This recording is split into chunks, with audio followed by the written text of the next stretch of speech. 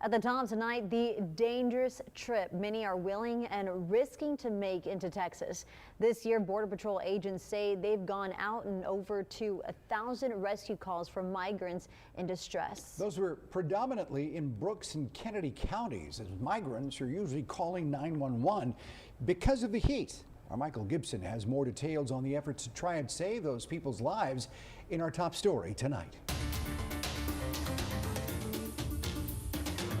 The Border Patrol sent out this map highlighting the hot spots where it's responded to over 1,000 rescue calls this year. Most of those happening out in the hot desert terrain that makes up much of Brooks and Kenedy counties. We wanted to illustrate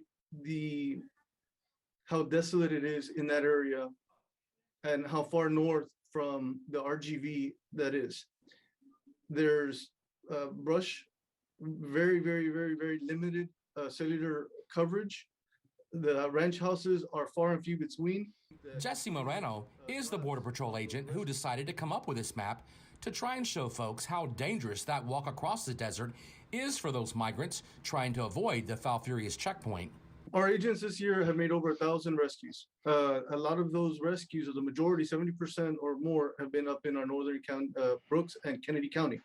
And the reason for the majority of our rescues coming from that area is because the smugglers will tell these individuals that it's going to be a 10, 20-minute walk, and in reality, it's not. Eddie Canales is the executive director for the South Texas Human Rights Center in Falfurrias.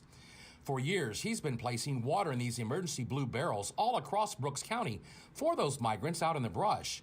He believes immigration policy needs to be changed to allow for a more orderly system of entry into our country. Why are we forcing people to get into the desert and into the more extreme weather conditions when the purpose is for them to get through, to go to work?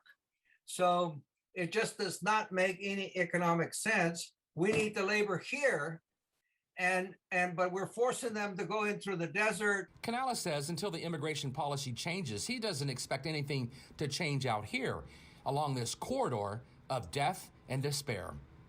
Michael Gibson, 3 News.